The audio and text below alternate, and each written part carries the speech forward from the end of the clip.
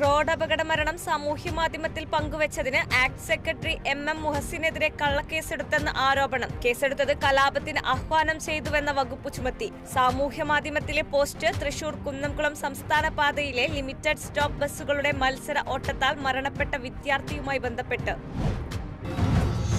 ആലപ്പുഴ മാവേലിക്കര യുവജന കൂട്ടായ്മയുടെ നേതൃത്വത്തിൽ ഓണക്കിറ്റ് വിതരണം.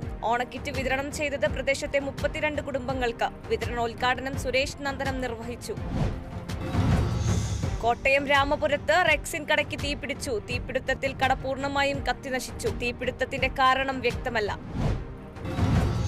കൊല്ലം അഞ്ചലിൽ ഓണസമൃദ്ധി കാർഷിക ചന്തയ്ക്ക് തുടക്കം. അഞ്ചൽ പ്രൈവറ്റ് ബസ് സ്റ്റാൻഡിലെ വനിതാ വിശ്രമ കേന്ദ്രത്തിലാണ് കാർഷിക ചന്ത പ്രവർത്തിക്കുന്നത്. കാർഷിക ചന്ത നടത്തുന്നത് കൃഷിഭവനും അഞ്ചൽ പഞ്ചായത്തും സംയുക്തമായി. തിരുവനന്തപുരം നെടുമങ്ങാട് പൊതുഗതാഗത സംവിധാനമില്ലാത്ത സ്ഥലങ്ങളിൽ ബസ് റൂട്ടുകൾ നിർദ്ദേശിക്കുന്നതിന് മണ്ഡലം തല ജനകീയ സദസ്സ് സംഘടിപ്പിച്ചു. നെടുമങ്ങാട് മുനിസിപ്പൽ ടൗൺ ഹാളിലാണ് പരിപാടി സംഘടിപ്പിച്ചത്. ഭക്ഷ്യ പൊതുവിതരണ വകുപ്പ് മന്ത്രി GR അനിൽ ഉദ്ഘാടനം ചെയ്തു. Thrissur Ollukkara Sardar Patel institute of advanced research and developmental സ്റ്റഡീസും ഒല്ലൂക്കര സീഡ് സൊസൈറ്റിയും ചേർന്ന് ഓണക്കിറ്റ് വിതരണം ചെയ്തു. കിറ്റ് വിതരണം പഞ്ചായത്ത് പ്രസിഡന്റ് ശ്രീമതി ഇന്ദിര മോഹൻ ഉദ്ഘാടനം ചെയ്തു. മലപ്പുറം ഉദിനിക്കരയിൽ മുതിർന്നവർക്ക് ഓണക്കോടി നൽകി. ഓണക്കോടി നൽകിയത് 20ഓളം അച്ഛനമ്മമാർക്ക്.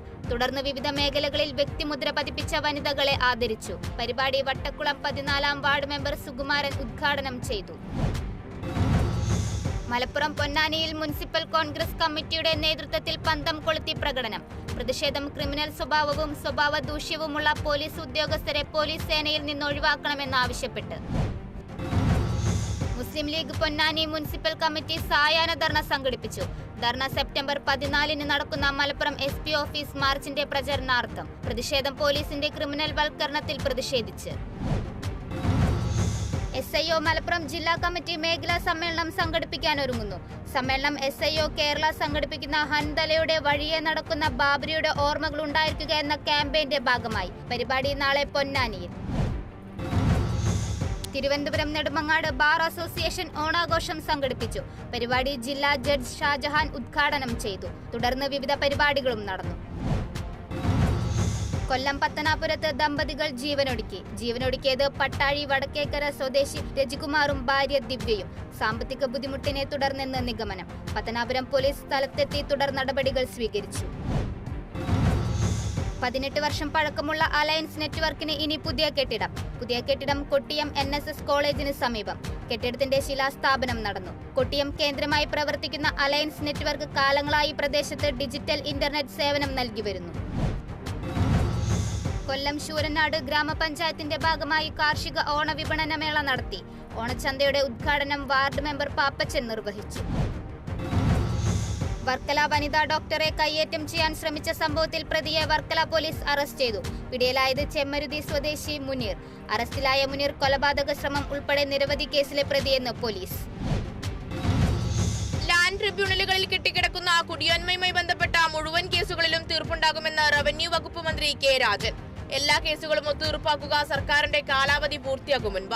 മന്ത്രിയുടെ പ്രഖ്യാപനം വൈക്കം ചെമ്മനത്തുകര നടന്ന പട്ടയ വിതരണ പരിപാടി.